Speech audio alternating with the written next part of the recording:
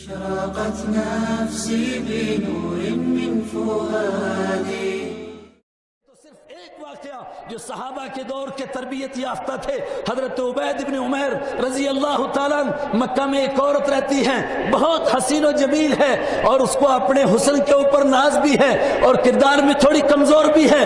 ایک وقت میں شیشے کے سامنے اپنے چہرے کو دیکھتی ہے، اپنے شوہر سے کہتی ہے کہ تم بتاؤ اس چہرے کو اگر کوئی دیکھ لے کیا وہ فتنے سے بچ سکتا ہے، وہ گناہ سے بچ سکتا ہے؟ نہیں بچ سکتا ہے. اس چہرے کو جو بھی دیکھے گا وہ فتنے میں پڑ جائے گا. اس کے شوہر نے کہا یہ امت بانج نہیں ہے، ایسے لوگ قیامت تک پیدا ہوں گے.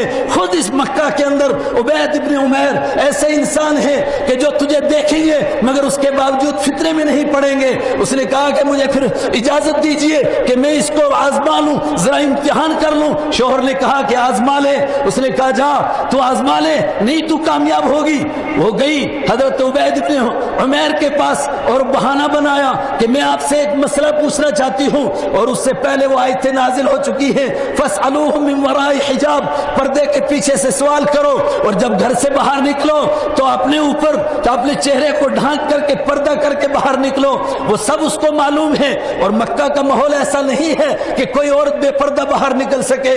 یہ پردے کے ساتھ نکلتی ہے، ان کا دروازہ کھٹکھٹاتی ہے اور پردہ کر کے اندر جاتی ہے کہ ایک بڑا ضروری مسئلہ پوچھنا ہے، اس مسئلے کے بغیر میں رہ نہیں سکتی ہوں اور آپ کے سوا کوئی بتا نہیں سکتا ہے. انہوں نے فرمایا کہ ٹھیک ہے مسئلہ پوچھنے کے لیے آ جاؤ. اور جب وہ مسئلہ پوچھنے کے لیے بیٹھتی ہے ادھر ادھر کی باتیں کرتی ہے، اپنے چہرے سے کپڑا ہٹاتی ہے اور اس کے بعد ایک دم کہتی ہے مسئلہ تو بعد میں بتاؤں گی مگر میں کیا بتاؤں، میں آپ پر عاشق ہو چکی ہوں، اب میں باہر نہیں جا سکتی ہوں، آپ میرے لیے کچھ غور کیجئے. فرمایا میں تیرے بارے میں غور کروں گا لیکن اس سے پہلے میرے چند سوالوں کا جواب دو.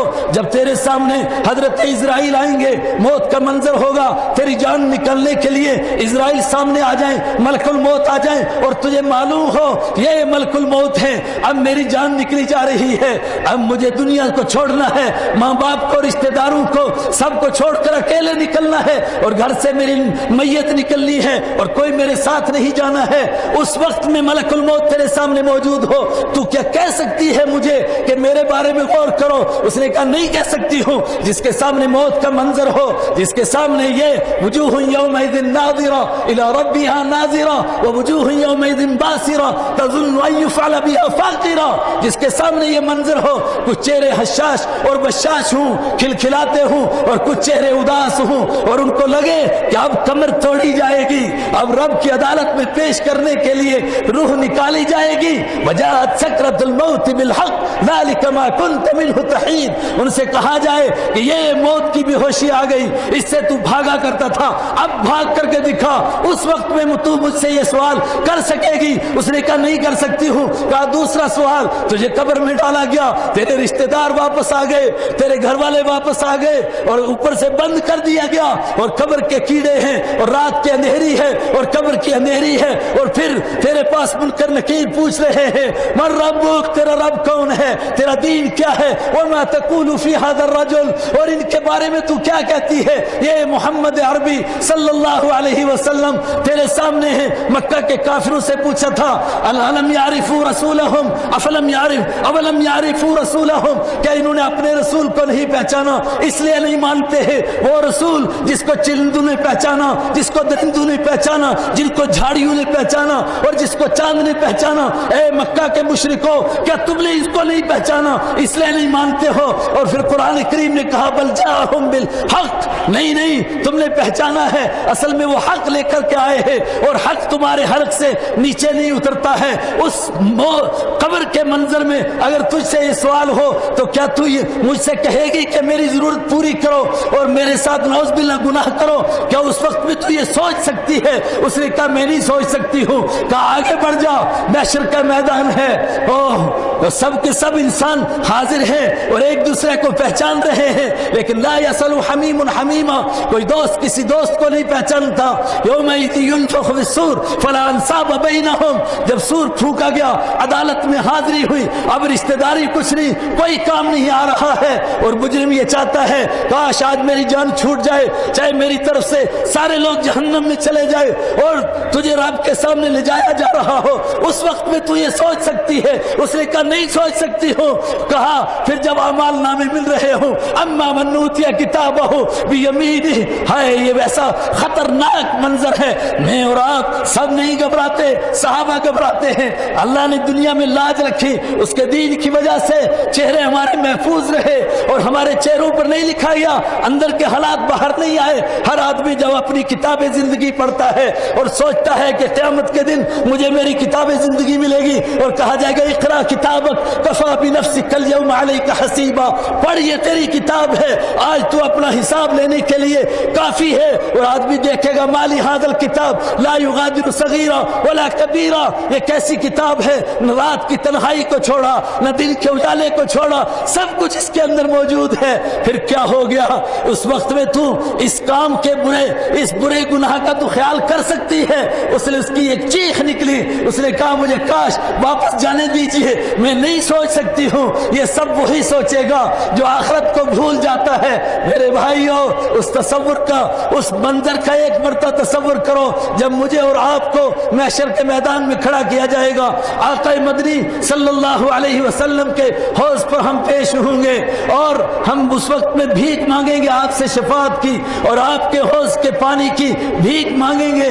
اور آپ وہ حدیث بھی سن چکے کہ اس وقت میں ایسے بدنصیب بھی لوگ آئیں گے جو آگے بڑھیں گے اور میں ان کو پانی دینا بھی چاہوں گا, لیکن جبرائیل علیہ السلام کہیں گے یہ نام آپ کا لیتے تھے, کام کسی اور کا کرتے تھے. میں کہوں گا سحقن سحقن, تم نے مجھ کو بدنام کیا, میرے صحابہ کا نام رکھا اور تمہاری بیٹیوں نے میرے بیٹیوں کے نام رکھے, میری بیویوں جیسے نام رکھے, اور کام تم نے وہ کیے جس سے یہودی بھی شرمائے, جس سے عیسائی بھی شرمائے, جو حیوانوں سے بدتر کام کیے. سحقن سحقن من ذا الذی غیر بعدی دینی, دفع ہو جاؤ دفع ہو جاؤ, آج تم میرے سامنے آنے کے لائق نہیں. جب انسان کو یہ تصور پیدا ہوتا ہے پھر معاشرہ درست ہوتا ہے, پھر حالات درست ہوتے ہیں. اور پھر ایک مرتبہ عرض کرتا ہوں, اگر نہیں سوچیں گے اللہ کا دین محتاج نہیں ہے. یا ایھا الذین آمنوا, جو میں نے آیت پڑھی تھی یہودیوں سے دوستی نہ لگاؤ, اسی کے آگے ہیں من یرتد منکم عن دینہ فسوف یأتی اللہ بقوم یحبهم ویحبونہم. اور موجود ہیں علماء کرام, یہ قیامت تک کے لیے ہے, یہ صرف اسی دور کے لیے نہیں. فرمایا اگر تم مرتد ہو جاؤ گے, عیسائیوں اور یہودیوں کی طرح زندگی اپنانے لگو گے, مجھے کوئی پرواہ نہیں, میں ان کو پیدا کروں گا جن سے میں محبت کرتا ہوں گا, جو مجھ سے محبت کرتے ہوں گے. لا یخافون لومۃ لائم, اور میرے دین کو اپناتے ہوئے ان کو شرم نہیں آئے گی. آج امت کو دین اپناتے ہوئے شرم کے سوا اور کیا مسئلہ ہے, صرف شرم آ رہی ہے. فرمایا بے شرموں, پھر ان کو پیدا کروں گا جن کو شرم نہیں آئے گی. مومن وہ ہوتے ہیں انما ولیکم اللہ ورسولہ والذین آمنوا, تمہارے دوست صرف اللہ ہے, تمہارا دوست اللہ کا نبی ہے, تمہارا دوست وہ ایمان والے ہیں جو نماز قائم کرتے ہیں, زکوٰۃ ادا کرتے ہیں, اپنے مالک کے حکموں کے آگے جھکے رہتے ہیں. اور کسی کے دماغ میں شیطان داخل کرے کہ پھر تو امت خطرے میں پڑ جائے گی, جواب دیا ومن یتول اللہ, جو اللہ سے دوستی لگا لے گا فإن حزب اللہ هم الغالبون, پھر اللہ کی جماعت ہی غالب آتی ہے. کاش کہ ہم اس بات کو سمجھیں, اس نقطے کو سمجھیں. دین ہمارا محتاج نہیں, ہم دین کے محتاج ہیں. اور آج حالات بالکل ایسے ہیں جو تیزی کے ساتھ لوگ ایمان لا رہے ہیں.